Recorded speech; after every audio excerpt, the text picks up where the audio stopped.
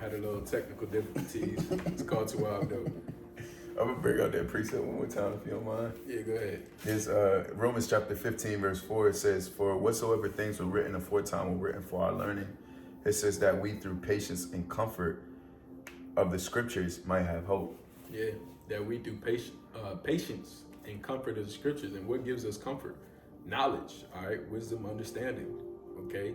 Having the foreknowledge of how the Heavenly Father had the outcome of these previous trials that our forefathers faced, how he basically vindicated them in the outcome of their situations. You know, it brings us comfort, man. Mm-hmm. All right, because we're pretty much in those same situations right now.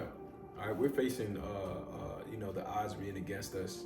We're facing our personal trials. We're facing, you know, everything that this world is throwing at us, man. You know, and it really is comforting to know that we aren't the only ones who are going through it.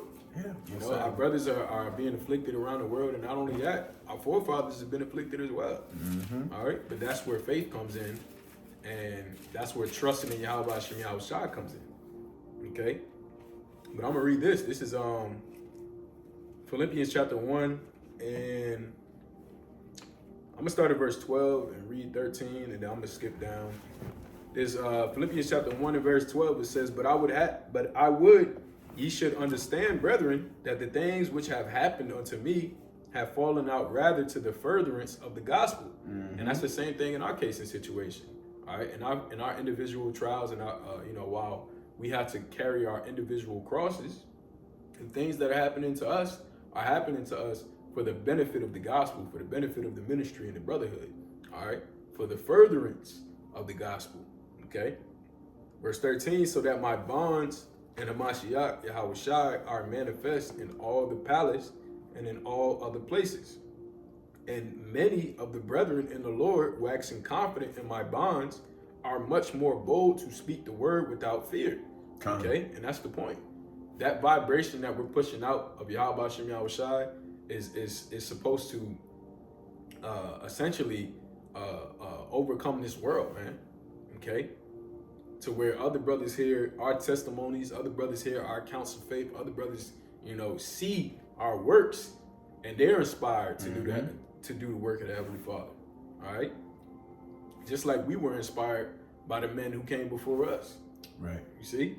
You want to say something too? Yeah, I was just gonna say that the odds, although the odds are against us, we don't look at it and believe that it's not surmountable.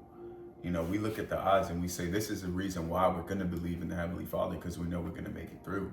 The scriptures say, "Seeking ye shall find, knocking the door shall be open." You know, furthermore, the scriptures also talk about how, you know, when you pray, you're supposed to believe that you receive that which you prayed for in the book of Mark, the 11th chapter. Mm-hmm. You know, so we have all the tools necessary to succeed.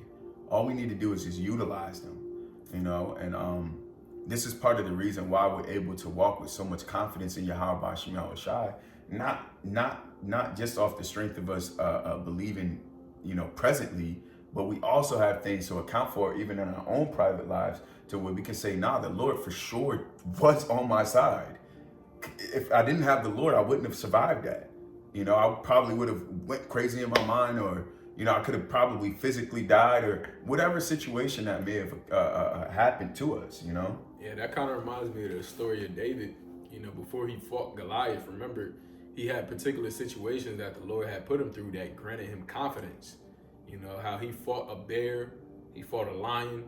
You know, he went through those things, so he knew that if the Lord could have got him through that, how much more an uncircumcised beast, you know, heathen, you know?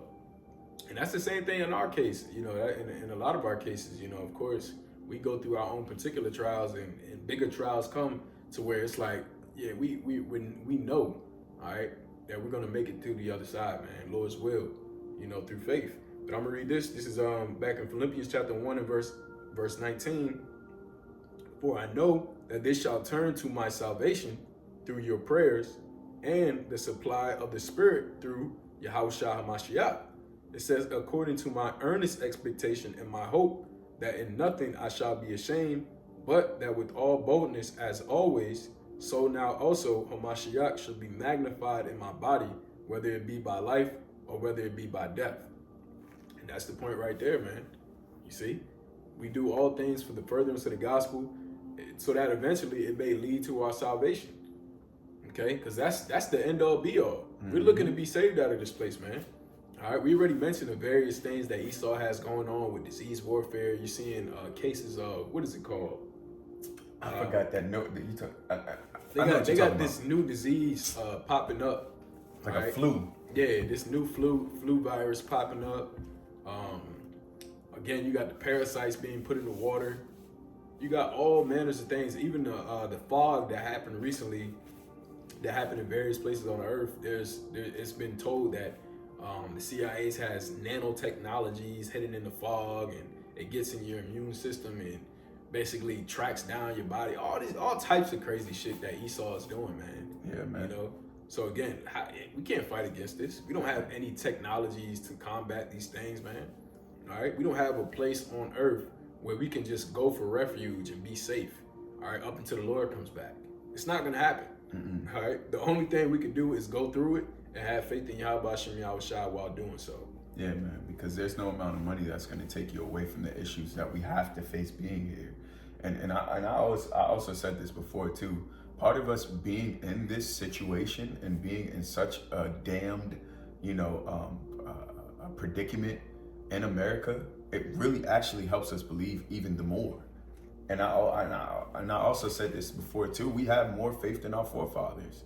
Our forefathers didn't face the adversaries that we're facing now, and furthermore, they weren't as far away from the Heavenly Father as we are.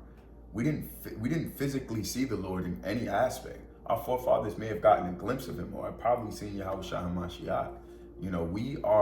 We're resolved where we're at because we have the complete understanding. Like there's Yahweh Shai rent the veil, excuse me, for lack of better terms, So everything's open unto us through the spirit of power, Yahweh Shai, Yahweh Shai, Shai, okay? And that's what allows us to really believe fervently, like, nah, this is going to happen inevitably, And boy, you finished with that? Yeah, we're gonna end it up. Yeah, for sure. There's Hebrews chapter 11. I'll start at verse 1, and I'm gonna skip down. It says, now faith is the substance of things hoped for, the evidence of things not seen. So this really just basically details what faith is. We're able to believe in something that we've never seen, and also we have evidence.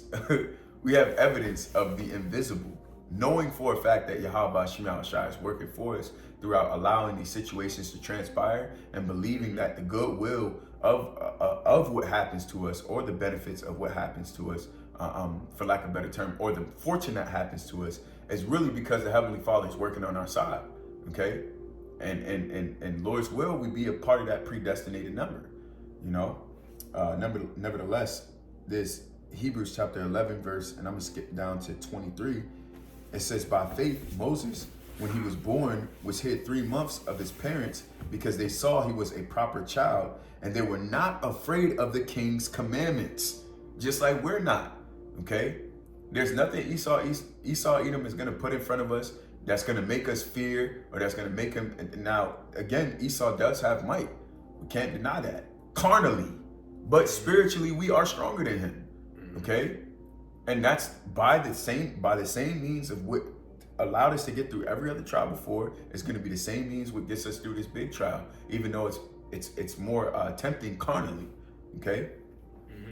No, that was, you got it. Yeah, and Salakia, verse 24, it says, by faith, Moses, when he was come to years, refused to be called son of Pharaoh's daughter, choosing rather to suffer affliction with the people of God than to enjoy the pleasures of sin for a season.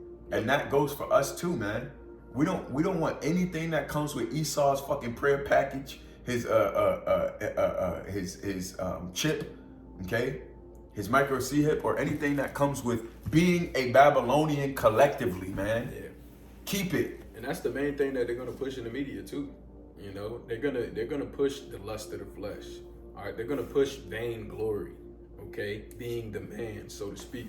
You know what I mean? They're gonna push these things to make you want those things. All right, they're gonna make you want all of the vain things, or all of these things of vanity, so that you're blindsided by the fact that they're performing all of this wickedness in the background, and you're not even paying attention to it. So once it happens, it's just like, damn, it comes as a shock to you. Right. You know, when the Lord, and that's the thing, man, we got to understand the Lord can have this thing go down at any given time. So that's why, especially now more than ever, we need to be on point, man. Making sure that we're not, being distracted by Satan's devices, all right, by his schemes and the things that he has going on. Okay, You got it, bro. Verse 26, it says, esteeming the reproach of Mashiach greater riches than the treasure in Egypt. And that's us. We're able to go through the reproach because through the scriptures say through, I'm thinking of Acts chapter 14, verse 22, through much tribulation, we shall enter into the kingdom of heaven, and we're willing to go that route and go the straight and narrow path opposed to going to that broad path where it seems like it's all cool and dandy up until you get to the end and you see it's a dead end. All right. And that comes with your life, your soul, your salvation, everything that you put on the line to go through that big broad path, man. Okay. Nevertheless, it says, esteeming the reproach of Hamashiach greater riches than the treasures in Egypt, for he had respect unto the recompense of the reward. Moses knew that it would be a reward unto him for him believing and following after Yahweh B'Hashem Yahushai. Okay? And the same thing goes for us. We are just like our forefathers, man. The only difference is that we have more of the story. Okay? At that time, Moses didn't see Yahushai HaMashiach. We now see him amongst each other. Okay? And soon will Lord's will physically see him on them chariots getting crowned. Adonai, man. Or willing we be those men. And, like I said, he believed in the recompense of the Lord. And by him believing, he was able to deliver, the Lord used him to deliver the nation of Israel. So it was worth it.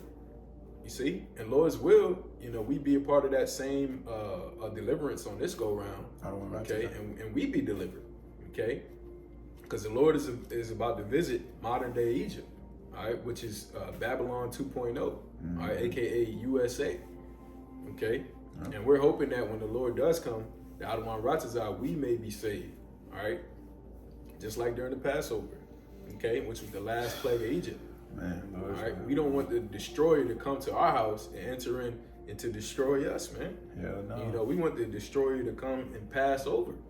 And destroy all of our enemies throughout this city, man. Okay? Hey, so with that, Lord's will, this is edifying unto the elect. Of course, I'd like to give infinite praise, honor, and glory unto Yahweh, B'Hashem, Yahushua, B'Hashem, Chakadash. All right, until next time, we'd like to say, hey, Shalom. Shalom.